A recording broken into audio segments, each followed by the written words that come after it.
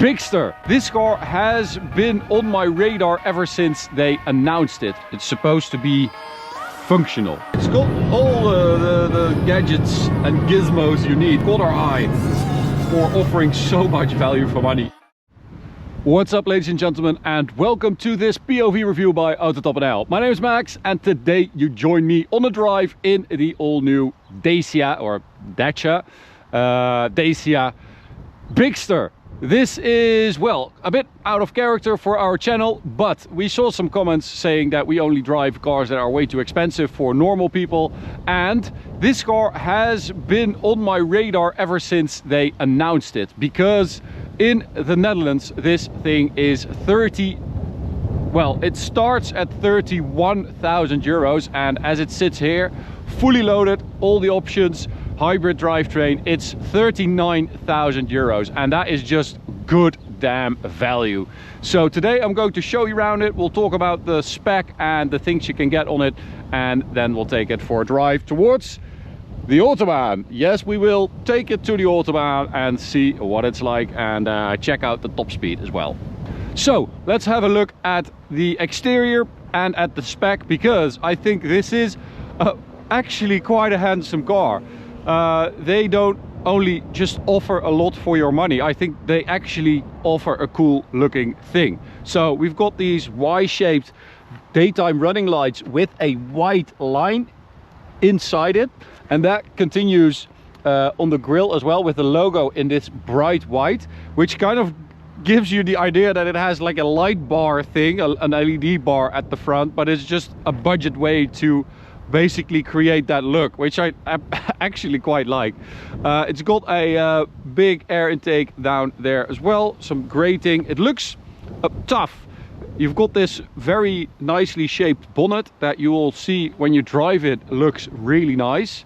It looks like, you know, like a proper off-roader. I know it's not, but it looks bulky and tough. I quite like that. You also get all this black plastic trim, which is some sort of new material. I think I saw something about that when they introduced it. I think it's like recycled plastic or something like that, with those little white dots in there. Well, yeah, let me know what you guys think. Should we continue doing this kind of thing, and what do you think about the car? Let me know. You get a Bigster in the window there as well, and you get 19-inch wheels on this hybrid version with 205 Michelins at the front. These are e-primacy tires. They let go quite quickly. You have quite a high sidewall still, so comfort wise it's okay, but they do let go. Little mud flap as well there. You get on the Duster, you get like this side blade thing, but this has been painted in the body color, which is blue indigo. For the Bigster new color, you also have a very cool green, like a cedar green, which I also think is pretty good looking. You get some black trim. This car has the optional two-tone, so the black roof with the blue paint. You get these massive roof rails as well, and you also have a lot of like options and accessories you can put on the car. They have like roof racks, but also a big tent that you can put on the car, or a big tent that you can have behind the car. It is based on the Duster platform, so it's a longer version of that platform, but that does mean that it's just as wide. It's 4.57 meters long, so that's quite a bit longer than a Duster, and that also means that you have quite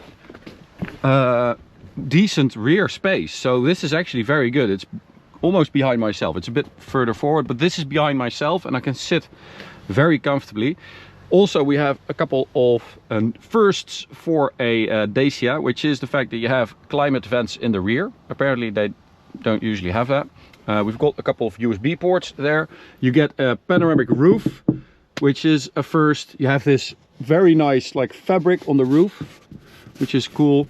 You also get these U-clip things, which you can use to mount stuff. So an iPad, for instance, or a phone over there, or you can mount a little cup holder with a light down there, which is nice. So it's a very clever thing. So offering all this space and, well, to be honest, all this kit, of course you have to save money somewhere, and you can see where they did that, because this is all very cheap plastic. But I don't care in this thing, because That's just the way it's supposed to be, right? It's supposed to be functional. And even in that respect, I think it delivers more than it should, really. So you can get that down for a double cup holder for the rear passengers. It's basically like a business executive lounge, and then you can have your phone in there. Yeah, that's a phone holder, which is also quite nice. So you also get an electric tailgate, which is very luxurious, with a cover even, so you can have that halfway or all the way down. You have some hooks here, and then you have these two things to lower the rear seats, which is super convenient. You have up to 667 liters of space, which is good. Let's take a look at the engine, because you have a couple different ones available. So it starts with a 1.2 liter 3-cylinder turbocharged engine, which has 130 horsepower, mild hybrid. You have a 140 horsepower version that has 230 newton meters of torque. Also has a manual gearbox. 4-wheel drive also available on the 130 horsepower version with a manual. And then you have this, which is the top dog, which is a 155 horsepower hybrid, 205 newton meters of torque, and you've got a naturally aspirated 1.8 liter 4-cylinder engine. You've got a 1.4 kilowatt hour battery, and you've got 49 horsepower from the electric motor. You've got 109 from the internal combustion engine, and that means that you have 155 total.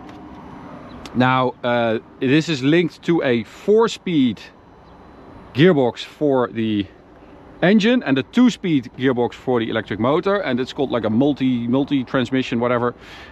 It works okay. Sometimes it kind of feels like you're driving a CVT, you know, those transmissions from Toyota and Lexus, because you have so few gears. The gears are quite tall, and it stays in gear for quite a long time. So sometimes it feels a bit weird, but in general it's quite a nice driving experience, because you have a little bit of electric torque to get you going around town. On B roads it's actually very nice, and more than quick enough, surprisingly.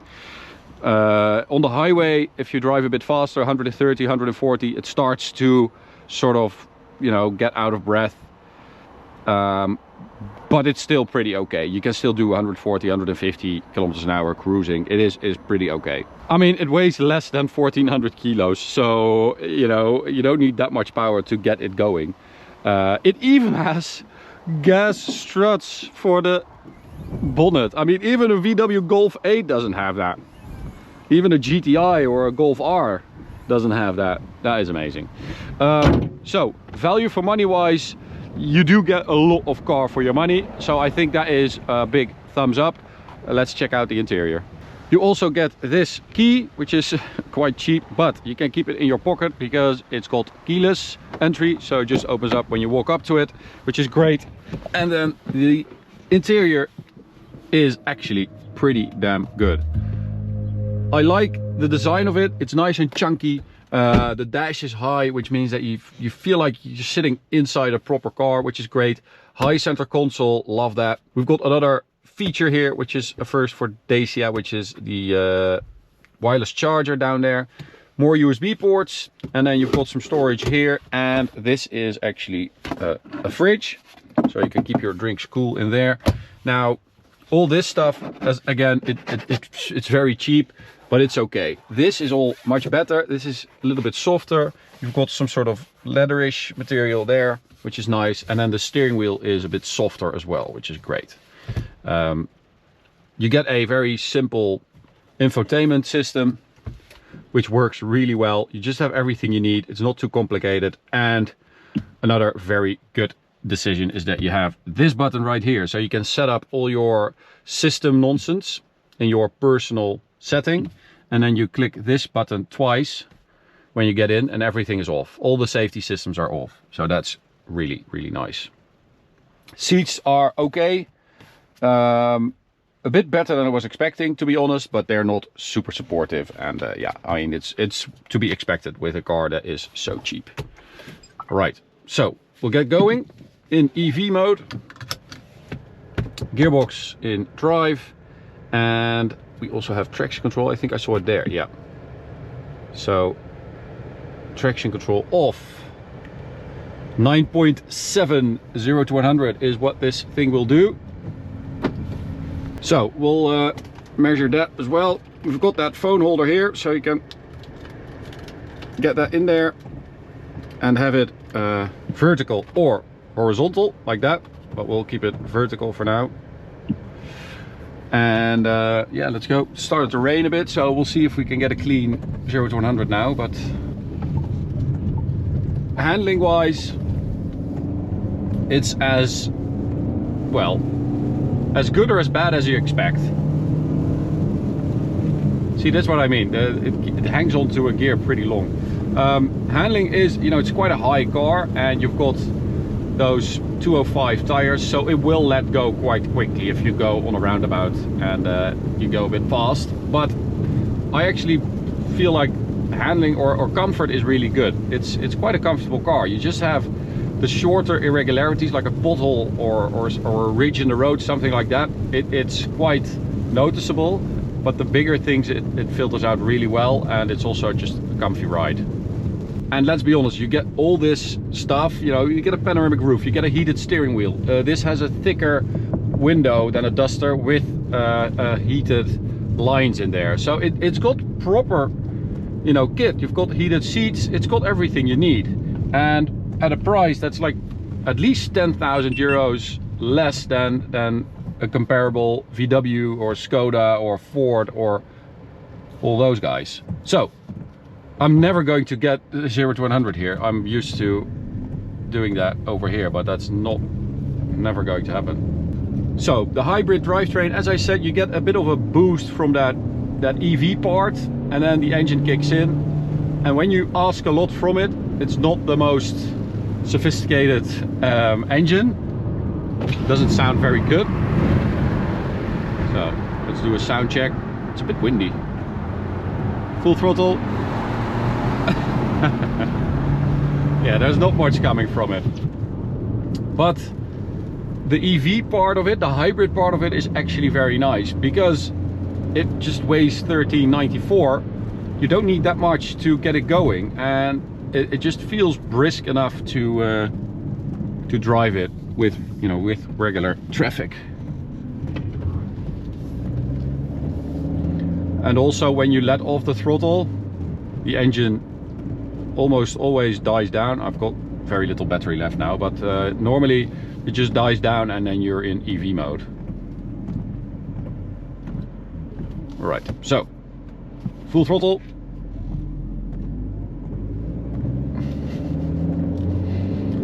That's not very fast. I'm not sure if I have full power because of the low battery. That's 9.8, it's supposed to do 9.7, so that's almost there. And we always say that anything below 10 seconds is fast, but that's 100 to 200 kilometers an hour. So this is, yeah, it's not very fast, but I don't really mind. It doesn't feel that slow when you drive it on normal roads, because you have that little e-boost to fill the gaps. It's actually quite okay. But before we hit the Autobahn, I want to tell you about Petrol Vibes. This is their newest edition, a neon track silhouette, basically, with all the numbers and names of corners, the different sectors. It looks absolutely amazing here in our workshop. They still also have the regular wall art car silhouettes, the 2mm thick steel that has been laser cut. Their designs are just gorgeous, and you can also submit your own car to their website and they will make a custom silhouette of your car with all your accessories, your modifications. It looks absolutely insane. We've had one made of a Toyota Supra recently and it is just gorgeous. We've got a lot of BMWs here in the workshop. We've got a couple of cool cars up in the sim room as well. And if you want one of these things, perfect gift for yourself or any other petrol head, make sure you check out Petrol Vibes and use code AUTOTOPNL10 for a 10% discount. Enjoy the video. It's all relative, right?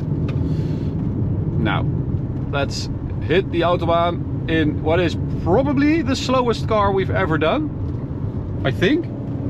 Full throttle.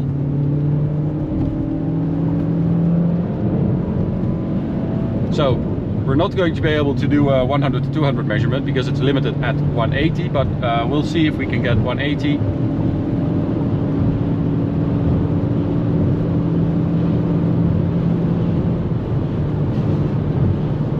The shifts are quite slow, I have to admit.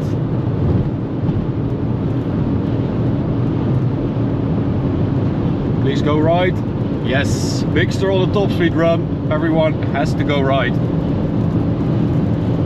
There we go. I mean, this never happens. Normally when we do these things, people don't tend to look in their mirrors, but when you see this thing coming at top speed, you move. 177. Let's go, Bigster. Oh, we've got some police over here. Where is that? Oh, that's the truck police. Let's go. We've got a slight downhill coming up here, so maybe we'll be able to hit top speed. I think it's struggling because the battery is drained. Because Martijn had to do a top speed run on the way over here. I mean, yeah, he also wanted to check it out. So that's why we don't have any battery left. But it's nice because it charges up pretty quickly when you drive normally. Because it's such a small battery, it deploys and regens battery power quite quickly, which is nice. So I'll be back in a few minutes because I'm going to regen it. So that means putting the gearbox in B mode, which regens. And you can also hit E save over there, which is also nice. That keeps the battery level as it is, but you can already see it starting to gain percentage there. You can hear the engine, it's revving to charge it up. So you can see the engine is charging up the battery now, and it's at almost 50% already, so it really goes very quickly. Alright, so we've got a little over 50% now, like 60%. Yeah, it really goes very quickly. So full throttle. Oh yeah, I can feel it already. Now I've got the full power. It's a bit like with Ferrari's new 296. You have that qualifying mode where it just loads up the battery so you can deploy it one lap. That's what this Bigster does, basically. Well, it really deploys everything. Look at that, it's draining really quickly, but it's also going up to that top speed way faster. Honestly, it's quite a big difference. So there we go. Now we will be able to hit the top speed, 180 limited. You had to put a limiter on it, otherwise it would just be way too fast.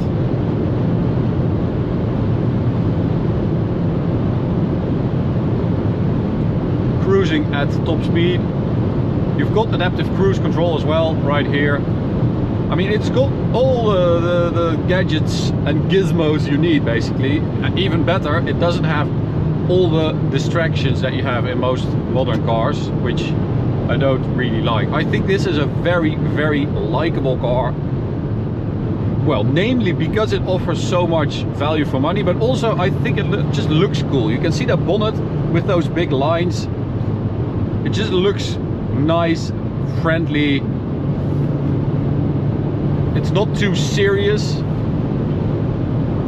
and it just offers incredible value for money. It's a big car, that's why they called it a Bigster, but it's a small price, and I like that. So I'm guessing that back at the headquarters in where's DACIA from? Romania, right?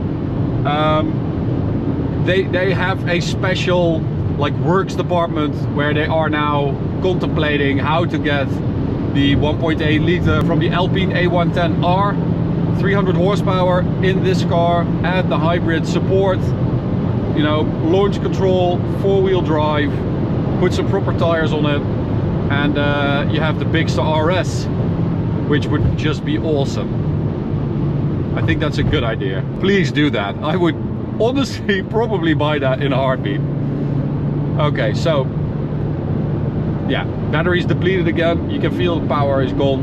I'm going to end it here. We have traffic and the border is coming up anyway. So I hope you enjoyed this video.